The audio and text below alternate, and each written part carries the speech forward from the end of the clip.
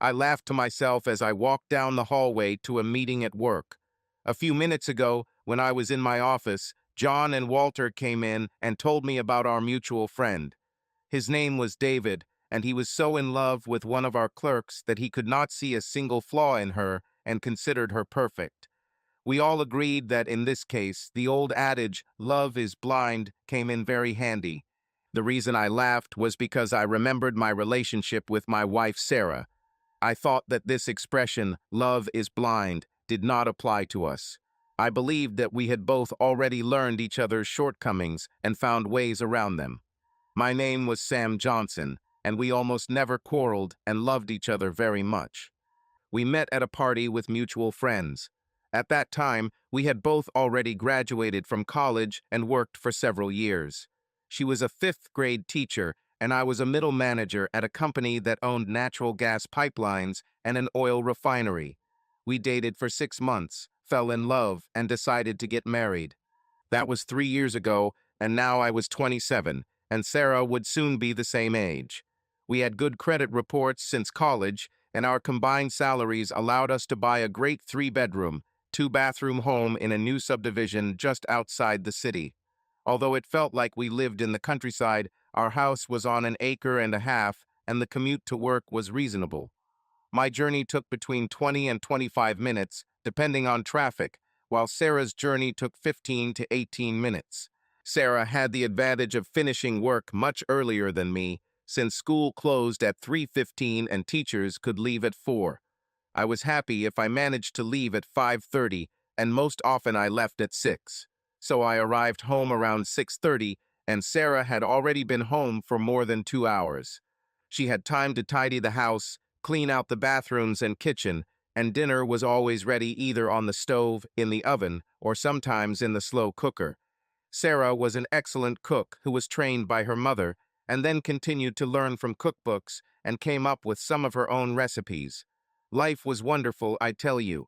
I appreciated what I had and knew it was something special. I also tried to make our life special for her. I kept the yard immaculate and planted the flowers she chose in long beds along the front of the house. I vacuumed and wiped the inside of her car twice a week and washed it every 2 weeks. I never learned to cook, but at least twice a week I brought home pizza or took her to a restaurant. With the help of one of our neighbors, I learned to fry burgers, chicken, and sometimes steaks. I won't say they were top-notch, but as long as I kept the burgers medium rare, the chicken well done, and the steaks medium rare, they were at least edible. There were two things we did together. It's doing laundry and paying bills. Believe it or not, I really enjoyed doing this together. It gave me a sense of belonging to something bigger and made me feel closer to her. Sarah had to constantly remind me not to wash whites with colors or delicates with jeans, but other than that we worked like a well-oiled machine. We emptied the dirty laundry basket, sorted fabrics, and did 3 loads of laundry twice a week. I would take the laundry out of the dryer and fold the towels and sheets, and she would hang the clothes on hangers and fold the rest. When we paid the bills, we would both sit at the kitchen table, lay them all out, and tally up the total. Before we got married, we agreed to keep separate bank accounts. Therefore, we looked at the amounts and distributed who would pay which bill from their account. Of course, it never worked out exactly, and it shouldn't have, since I was earning more. Sarah also bought groceries and household items during the month, so that counted as well. What usually worked out was that I paid the mortgage, car loans, and utilities, and Sarah paid the phone and cable bills. We had our own credit cards, and we paid them off ourselves unless we made large purchases together. In the end, I paid about 65% of the bills, and Sarah paid the rest. It seemed fair to both of us, and we almost never quarreled about money, which is not the case with many young couples. I never knew how much money was in her account, and she didn't know about mine. But now we have come to the moment that did not suit me. How often we had sex and what type it was. I admit it was largely my fault. My sexual experience before marriage left much to be desired. Sexual relationships never lasted more than a couple of months, so I didn't have much opportunity to practice. All I knew was that I usually liked it. I tried to please Sarah in bed, but I didn't know if I was doing it right or not. She never complained and never turned me down. We never talked about this, nor about our past sexual experiences. We weren't exactly the type to make a 100 sexiest people list, but we looked better than most. Sarah was a real babe. She was very petite, standing exactly 5 feet tall and weighing less than 100 pounds. Her hair was very thick and had a beautiful chestnut shade. I loved the way they framed her cute little face. Gorgeous dark eyes, luscious lips, and a small nose added to her charm. Perfectly proportioned legs, a wonderful little round ass, a flat stomach, narrow hips and breasts that, although small, were perfect for her size. But what attracted me most was her personality, which sparkled and pulsated like a bright rainbow. I felt good just from being around her. I wasn't bad either, but definitely not in the same league as Sarah. First of all, I was short, only 5 feet 8 inches. I learned the hard way that most girls like big and tall men, even if they are short themselves. Although I had broad shoulders, my body was slightly thin. Then again, I knew that women like men with at least some muscles. This probably goes back to a time when women needed someone big and strong to protect them. On the plus side, I've been told I have great hair, dark sexy eyes, though one girl said they look sinister, long eyelashes, and a small, neat nose and lips. My personality was fickle. I could be quite reserved and shy, and at other times outgoing and friendly. I could be quite charming when I wanted to. I think this is what helped me win over Sarah. She could always bring me out of my withdrawn state and make me want to charm her. I was in love with her with all my heart and soul, and when I thought about it, I began to worry about what I would do if she ever stopped loving me. At the moment, it was unnecessary worry. Everything was fine. At least until Sarah's school got a new vice principal. His name was Jim Jackson, and he was several years older than Sarah and me. I saw him at a few school events, but we weren't introduced to each other. He was a former high school and college athlete, but suffered a serious knee injury in his third year. However, his physical form was intact. He stood 6 feet 3 inches tall and looked like the spitting image of a Greek statue. Of course, he also had blonde hair and blue eyes, and he looked like a real Viking. Normally, this kind of thing wouldn't interest or bother me, but I noticed that Sarah started talking about him more and more. They seemed to get along great, and she admired how kind he was and how easy he was to work with. It turned out that he began to have lunch every day at her table. Pure coincidence, I'm sure. I really started to worry when, 3 months into the school year, Sarah said she and Jim were starting to work on a project together. They evaluated new teaching methods for the school board and worked with experimental books and other teaching materials. She informed me that they might have to work late sometimes and even on weekends. I didn't like it at all, but I couldn't say anything without looking like a jealous idiot. They say keep your enemies close, so I came up with the first part of the plan to keep an eye on this guy. I found out which gym he works out at and bought myself a membership there. It took a couple of weeks to find out his schedule. He studied on Mondays, Wednesdays, and Fridays for an hour before work, and sometimes on Saturdays and Sundays in the afternoon. Sarah was quite surprised when I told her that I had done it, and that now I would get up early and go to the gym while she was still sleeping. However, as always, she was completely supportive and said she hoped I would like it. Well, pleasure is not what I felt in the first couple of weeks. My body wasn't used to a few things. First, get up at 5 in the morning. Secondly, to all the pushing, pulling, moaning, straining, and sweating I was experiencing. Thirdly, to the pain and fatigue that was the result of all this activity. However, I soon got used to it and began to fulfill my task to keep an eye on the enemy. Damn, this guy was everything I wasn't. I couldn't believe how well developed his muscles were.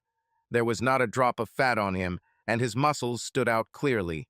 He had six-pack abs, rock-hard arms and shoulders, graceful, toned legs, a wide back. Well, okay, he had it all. I soon learned that everything really meant everything when I saw him in the shower. Oh damn, I'm running out of words to describe this. If there was a hall of fame, this guy would be in there. I was in deep, deep trouble, and it was time to move on to phase 2 of my plan. Phase 2 involved trying to learn more about sex to make sure Sarah was enjoying the process and not seeking out new experiences. So I went to the biggest bookstore in town to see what I could find. I was a little surprised that they had an entire section dedicated to sex and personal relationships. Wow, maybe I wasn't the only one who suffered from a lack of knowledge. Or perhaps, I thought as I scanned the headlines, there are a lot of people in the world who like to read about this stuff. Looks like this will take more reading and research than I originally thought. Within an hour, I had 3 books that looked promising. The second book was called What You Need to Know About Your Woman. For some reason, it was written by a man, which made me think a little. But when I started reading some of the chapters, a lot of it made sense to me. She discussed not only physical sex, but also how women feel about it. The descriptions of different sexual activities and how to perform them could be very helpful, I thought.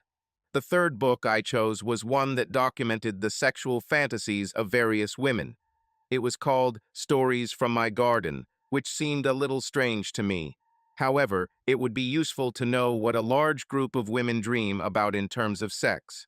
I would have to try to find out if Sarah has any of the same fantasies as these women. I took a few days off from work without telling Sarah and returned home after working out at the gym.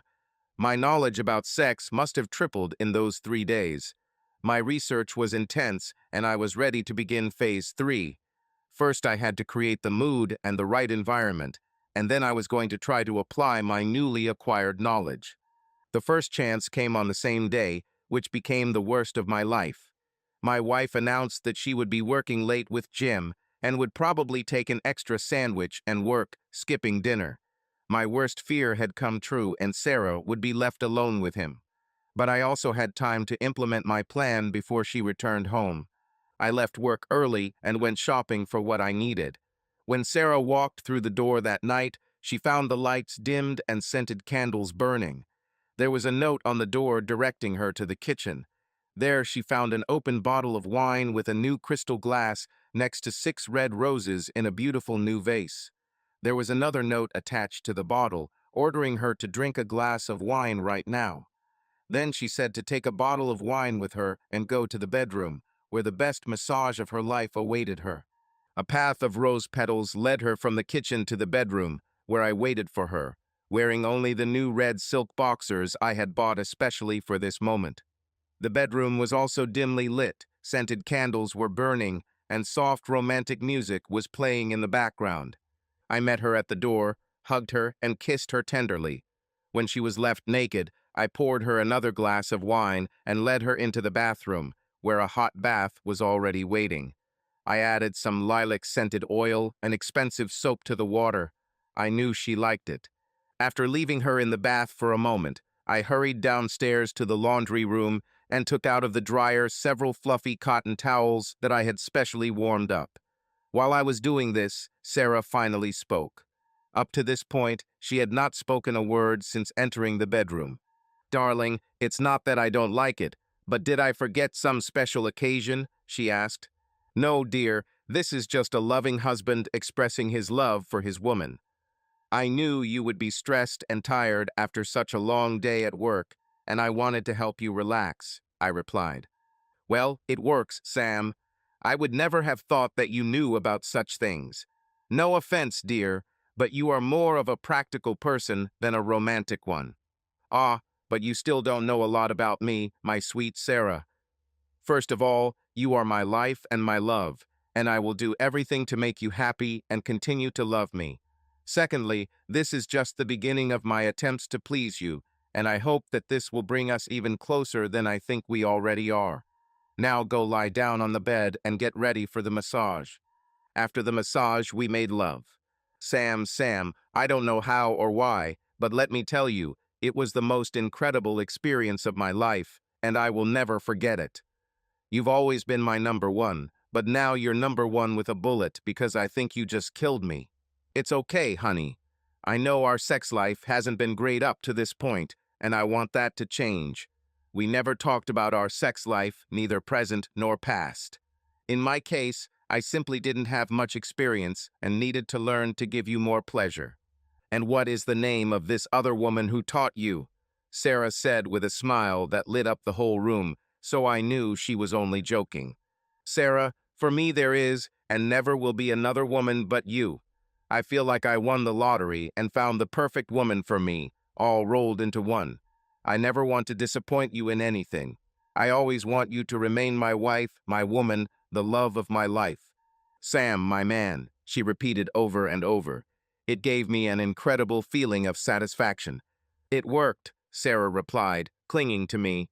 "I didn't think that I could love you even more than I already loved, but now I know that I can, and I love you." That night, a new stage in our relationship began. I was now much more confident in my sexual abilities, and as a result, I wanted to do it more often. Sarah became much more affectionate and was always ready to support me. Moreover, she began to take the initiative and sometimes bought sexy lingerie and clothes to seduce me. When I introduced something new that I had learned from my books, she was willing to try it. But you know how it happens in such stories in real life too. When everything becomes so perfect that you can't ask for more, life suddenly hits you and tells you, be serious. Problems and pain are always present in life. This is how the world works. In my case, the problem started when Sarah became interested in my books.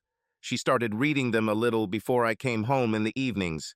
I realized that something was wrong when Sarah suddenly suggested trying something we hadn't tried before. When I later asked where it came from, she admitted that she found it in a book and sometimes looked through it before I came home. This bothered me more than I wanted to admit. I know it's selfish, but my ego was used to the fact that I was the keeper of sexual knowledge. My role as a dominant leader in this aspect strengthened my self-confidence, which really needed support, but it was out of control. It was childish behavior, but I didn't want to give it up. Plus, all those early morning workouts at the gym produced results that I didn't even expect when I started. Now, when I looked in the mirror, I saw a muscular, well-built man. I was no longer the skinny guy I used to be. Sarah noticed this too and complimented my new body, saying it was very masculine and sexy. Of course, I was still nowhere near Jim Jackson's level. He was still a problem and a threat to my relationship with Sarah, at least in my mind. Nothing obvious happened, of course, but I still felt uncomfortable when Sarah was around him. Luckily, as Christmas approached, they had no more after-school activities. Moreover, they agreed to postpone any work on the project until the new year.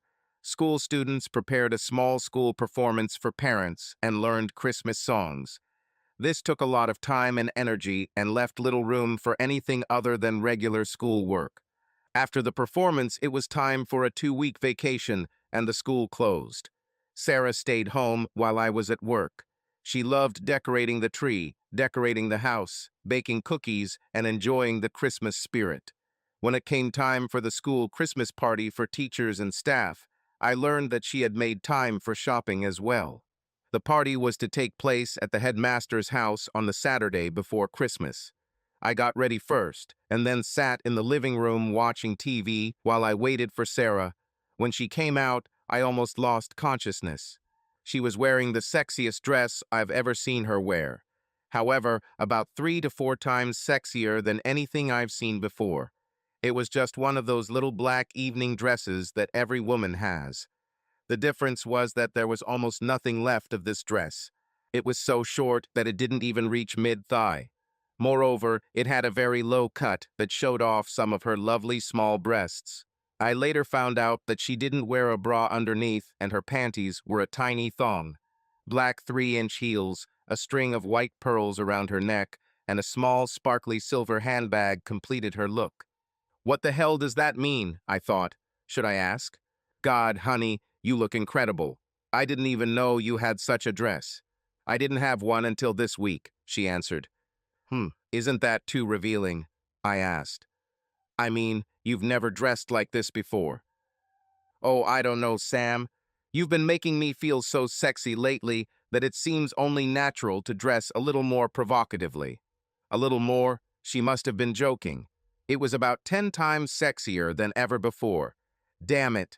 This thought just couldn't help but cross my mind, couldn't it? Was she really doing this to get Jim Jackson's attention? Oh, how I was looking forward to this party now. I knew it would be useless to talk any further as my emotions were running high, so we barely spoke the entire way to the party. Sarah chatted something about who would be there, but then she noticed my mood and also fell silent. The headmaster had a fairly large house, and when we arrived there seemed to be at least 20 people there. The house was 2 stories with a spacious living room and kitchen on the first floor, as well as a master bedroom and bathroom. The top floor had 3 bedrooms and 2 bathrooms. Their children usually lived in 2 bedrooms, with the third being a guest room. Because of the party, the director sent the children to stay with relatives for the weekend, and it was for the best, as more and more people continued to arrive after us. Sarah immediately grabbed everyone's attention, and I was immediately separated from her as her friends surrounded her, admiring her dress and how gorgeous she looked. Of course, the men noticed her too, but for now they were forced to keep their distance. My nerves and anxiety were at their peak, and I desperately looked for a drink to help me relax a little. To this end, I headed to the kitchen and began to look around. Oh, here it is, good. There was a lot of alcohol on the table for every taste. In addition, there were 2 large buckets of ice, one with cubes, the other with crushed ice. On another table were all sorts of sodas and mixers. I took a large glass, filled it with crushed ice, and made myself a very strong rum and cola. The first sip went off like a shot, and I sat down, trying to figure out what was happening. What was Sarah doing dressing like that? I started this whole emphasis on sex to bring us closer together, and now she was taking it outside of our home and into public. Just as her interest in my books and taking initiative began to undermine my self-confidence, her new self-confidence and revealing clothes made me feel even more insecure. My plan didn't work out as I expected. In my panic, it seemed that all I had achieved was to make Sarah sexier and more attractive, and now she was in the same room as Jim Jackson. How could I have been so wrong? It seems I didn't know my wife as well as I thought I did. When I returned to the living room, I had another panic attack. I didn't see Sarah anywhere. Where did she go? I walked around the room, thinking that she might be hiding behind other people, but I still didn't find her. Seeing no other option, I went into the master bedroom. And there she was, but oh my God, she was talking to 3 guys, and one of them was Jim Jackson. They didn't notice me for what seemed like minutes, but it was probably less than 30 seconds. "Oh, honey, there you are," Sarah said. "Where have you been? Come on, I'll introduce you to some of the people I work with.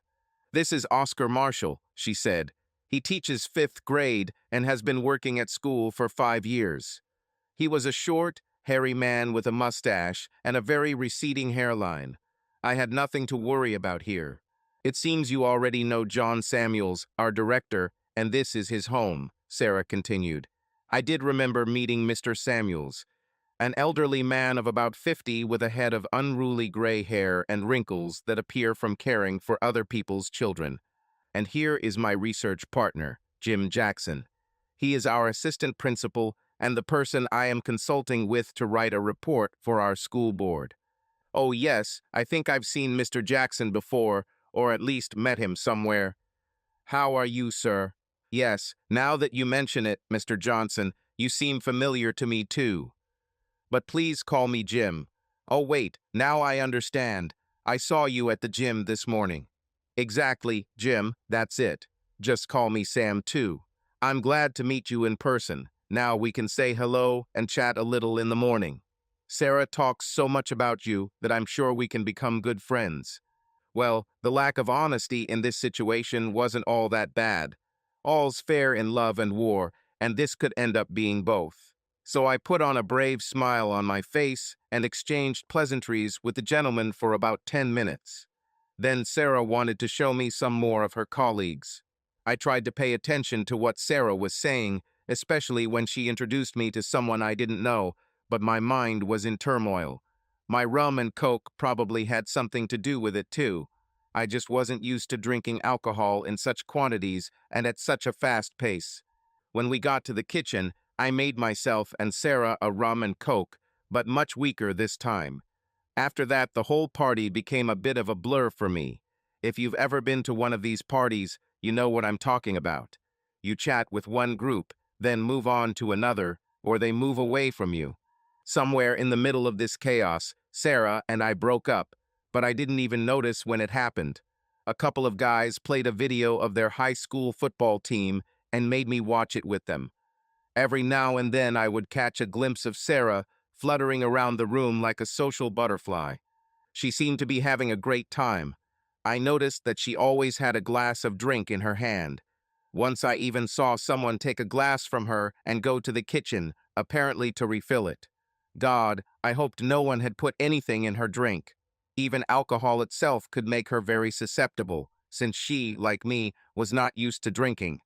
Of course, there were always 2 or 3 men over her shoulder who, as I suspected, were trying to look into the neckline of her dress. If she had leaned a little lower, they would probably have seen the whole show. When the video of the high school football game finally ended, I tried to leave. But I became best friends with these guys, and they pulled me out onto the porch. Soon it was time to go back inside, and I broke away from my new friends and started looking for Sarah. This was harder than it sounds, as I was now really on edge. Everything around was a seething mixture of colors and sounds. Someone turned on loud music and couples started dancing to it. I even started to move a little to the beat myself, standing on the edge and trying to find Sarah. I headed to the kitchen for another drink. Sarah wasn't there either, although there was still rum and coke. I assure you that this time I made myself almost entirely cola with a minimal amount of rum. Enough damage had already been done. My consciousness seemed to start working on its own, and I suddenly realized that I was walking up the stairs to the second floor. I found Sarah in one of the bedrooms, and, surprisingly, she was talking to Jim Jackson again. Luckily, this time they just talked. There were 2 other couples in the room, and they were passionately hugging. Although everyone was fully dressed, one couple was lying on bed. The second couple stood, and they kissed. I looked at Sarah. She was so sexy and beautiful, so sexy and vibrant. She glowed as if radiated with light from within. I knew I needed to get her out of here and away from him. I needed to make sure nothing happened and she still loved me. At least that's what my confused mind told me. So I grabbed her hand and pulled her into the hallway without saying a word to Jim or her. We walked down the hallway until I noticed one of the bathrooms. I pulled her in and locked the door. Sarah started to get indignant and angry at me, but I just looked at my petite goddess, pulled her towards me, and gave her the kiss of my life. At least that's what I thought at the time. We had sex. I don't know how long it lasted. It wasn't Christmas, it was Independence Day, and fireworks were exploding everywhere. I've never felt anything like this before. Where is my husband? What did you do with him? What planet are you from? Oh my God, how good it was. Whoever I am, I love you, darling. I'm so afraid that I'll lose you. I saw Jim in the shower at the gym. I know I can't compete with someone who looks like that. What? Do you think I have something with Jim? Honey, didn't I tell you? Jim is gay, dear. He's definitely not interested in me. But you are a completely different matter. All night he told me how muscular you have become from training and how hard you work in the gym. I noticed that too, Sam. I should have told you how impressed I was before tonight. You didn't have to change for me to love you. The reasons I married you had nothing to do with your body or sex. You are a wonderful, kind, sweet person, and you are the one I fell in love with. I admit I enjoy our new sex life and your muscular body, but don't ever think that you had to do this to keep my love. Even if we never had sex again, I would still love you. My mind, which was already confused, began to feel really stupid. How could I doubt this woman? Have I completely lost control of myself? It looked like we both dozed off for a bit. When I woke Sarah up, she smiled sleepily at me and started kissing me again. My man, will you stop being so insecure now? I really love you, you know. Sex with you tonight was the best. Okay, honey, I'll try to stop. I know that you love me. But as she turned to the mirror to begin fixing her makeup before we headed back to the party, I heard her mutter, "Besides, size isn't everything." What? How does she know Jim is plus size? All my newfound sense of confidence crumbled. Is it time to think about phase 3? Subscribe to our channel so that your love doesn't cheat on you, and go ahead and listen to the next story, because this story is nothing compared to the next one. If you're under 18, don't even think click to the next one. Click to the next one.